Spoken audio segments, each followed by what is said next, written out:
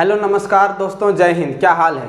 चलिए हम आज का जो टॉपिक है वो चैप्टर लाइट क्लास 10th। यहाँ पे एक ब्रीफ इंट्रोडक्शन देंगे, उसके बाद क्लास पर डे एक करके रिकॉर्डिंग करके आपको मिलते रहेगा, ठीक है ना। तो चलिए लाइट के बारे में क्लास 5 से लाइट चैप्टर दिया हुआ है सीबीएसई में, और एनसीईआरटी का जो बुक है उसमें 7 से दिया हुआ है।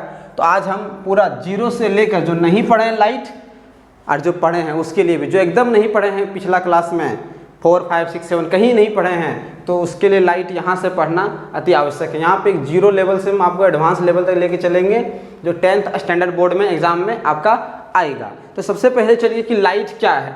लाइट का मतलब क्या होता है? हिंदी में इसको क्या बोलते हैं? प्रकाश। प्रकाश, ठीक है ना।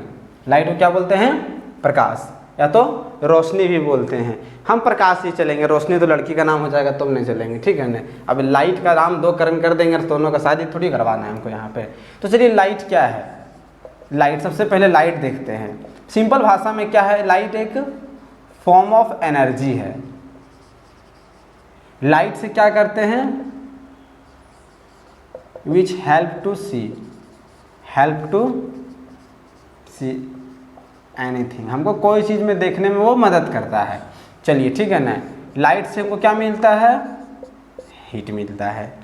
मतलब सिंपली सी बात है कि लाइट एक ऊर्जा का एक रूप है, एक रूप है। Light is a form of energy.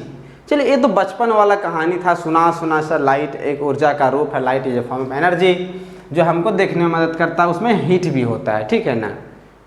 लेकिन बात है कि अब हम 10th में पढ़ रहे हैं, साइंस पढ़ रहे हैं, थोड़ा साइंस की भाषा में लाइट को हम लेते हैं, ठीक है। तो साइंस का भाषा में हम देखते हैं।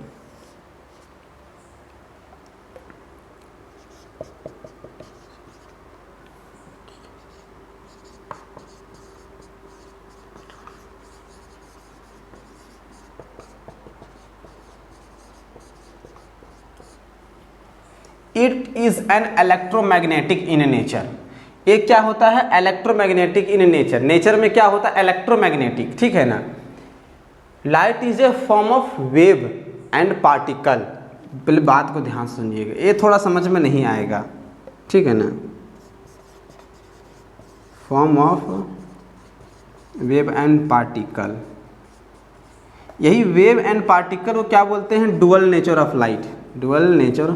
लाइट के पास ना, हाँ, 2 गुण होता है। एक लाइट पार्टिकल का गुण होता है और एक वेव का गुण होता है। डुअल नेचर ऑफ लाइट, ठीक है ना। कभी कभी लाइट ना वेव की तरह बिहेव करता है, कभी कभी पार्टिकल की तरह बिहेव करता है। इसी को बोलते हैं डुअल नेचर ऑफ लाइट, ठीक है ना। और एक लाइट क्या है? Electromagnetic in nature. नेचर में क्या है? वो इलेक्ट्रोमैग्नेटिक वेव है ना, इलेक्ट्रोमैग्नेटिक वेव।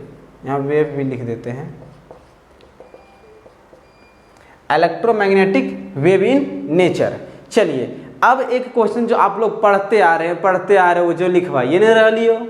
अब कैसे हो? तो ये बताओ, ये तो बचपन से पढ़ते आ रहे हैं गुरुजी, आपको थोड़ी ना पता है। स्पीड पता है, बहुत लोग सोच रहे हैं क्या एट स्पीड नहीं लिखाए हैं।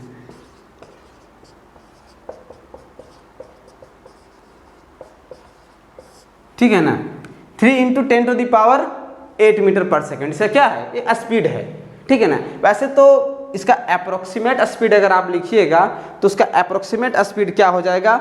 299792458 मीटर पर सेकेंड। बट इसको राउंड ऑफ करके 3 × 10⁸ मीटर पर सेकेंड, या तो 3 × 10⁵ किलोमीटर पर सेकेंड।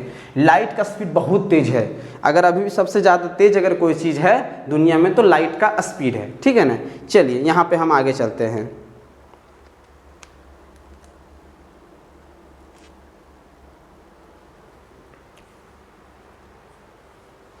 यहीं पे लिख देते हैं। आप लोग सुने होंगे कि लाइट हमेशा ना सीधा चलता है, सीधा नहीं मुड़त है कभी, है ना, मुड़ता नहीं है। Always travel in straight line. ये जो है always travel in straight line, इसी को क्या बोलते हैं? Propagation of light. When light travel in straight line in known as propagation of light. इसी को क्या बोलते हैं? Propagation of light. बोलेगा ये सब बता रहे हैं, वेव बता रहे हैं, पार्टिकल बता रहे हैं, डुअल नेचर, इलेक्ट्रोमैग्नेटिक, से पगला गए हैं क्या? थोड़ा बढ़िया चीज़ बताइए। बोले बता देते बढ़िया चीज़। तो देखो, लाइट का मदद से हम कोई चीज़ को देख पाते हैं। क्यों देख पाते हैं? ऐसा लाइट में क्या खासियत है कि हम देख पाते हैं? तो सुनिए, लाइट में खासियत ये है कि लाइट कोई बॉडी पर जाता है। बॉडी का मतलब अपना बॉडी मत समझिएगा फेयर लवली वाला, ठीक है ना।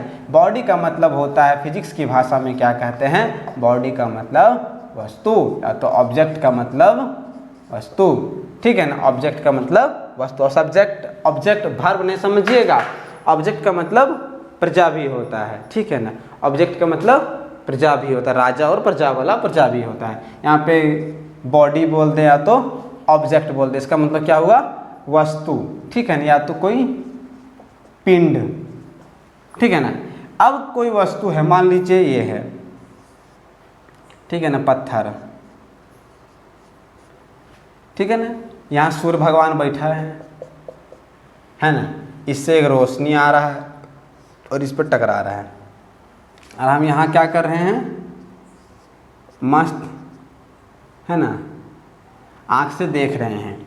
तो ये लाइट क्या होगा? ऐसे टकरा के हमारे आँखों में जाएगा और हम क्या करेंगे? देख लेंगे। कहने मतलब ये है कि लाइट कोई बॉडी पे पड़ता है और वहाँ से टकरा के चारों तरफ फैल जाता है, और जिधर हमारा आँख रहता है उधर हम क्या करते हैं? देख लेते हैं। और जिधर आँख है उधर देख पाएंगे क्या? नहीं। मान लो आँख बंद कर देंगे, आँख को अगर हम बंद कर देंगे तो अगल बगल से लाइट यहाँ पे आ रहा है, बट हम इसको क्या किए? रोक दिए। तो क्या करेगा? ऐसे घुस के, ऐसे लाइट आ रहा है, मान लेते ये लाइट आ रहा है, तो ऐसा थोड़ी ऐसे घुस करके ऐसे घुस जाएगा, ऐसे नहीं घुस सकता। क्यों? क्योंकि लाइट हमेशा सीधा रास्ता में चलता है, सीधा रास्ता में चलता है, ठीक है ना। तो कहने का मतलब है कि लाइट ट्रेवल करता है स्ट्रेट लाइन में, और कोई बॉडी पे जो पड़ता है तो रिफ्लेक्ट होके वापस बाउंस बैक होके हमारे आँखों में पहुँचता है, तब हम कोई चीज़ को देख पाते हैं। इसी को बोलते हैं रिफ्लेक्शन ऑफ लाइट। तो देखिए, रिफ्लेक्शन ऑफ लाइट क्या कहता है?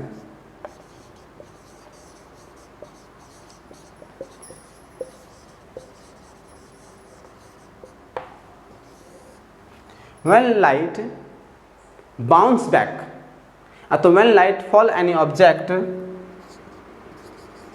when light fall on any body and bounce back, ठीक है ना। क्या होता है? वो बाउंस बैक हो जाता है। मतलब लाइट, अगर कोई बॉडी है ऐसे, अगर लाइट ऐसे आया तो इससे टकरा के वापस चल गया। इसी को क्या बोलते हैं? Reflection of light. Reflection of light. एक रिफ्रैक्शन भी आप लोग सुने होंगे, वो आगे की बात है, ठीक है ना। ये रिफ्लेक्शन ऑफ लाइट के बारे में है। फिर रिफ्रैक्शन का हम बात करेंगे, फिर डिफ्रैक्शन का, डिस्पर्शन का बात करेंगे, इंटरफेरेंस का भी थोड़ा मोड़ा बात करेंगे यहाँ पे होगा तो, ठीक है ना। चलिए, लाइट किस बॉडी से पास हो सकता है? तो देखिए, लाइट 3 प्रकार के बॉडी को वो पास करने की कोशिश करता है, लेकिन हो पाता है सिर्फ ट्रांसपेरेंट से।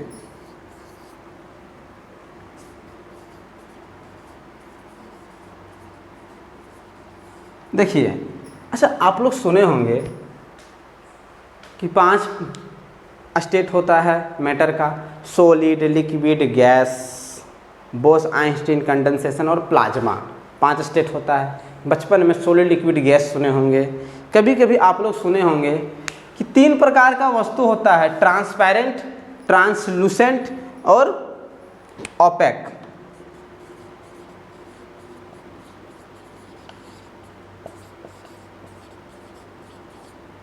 कि 3 प्रकार का बॉडी होता है जिससे लाइट पास करे, लाइट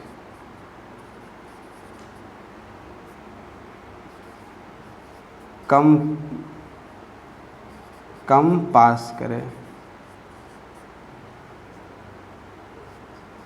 एकदम नहीं।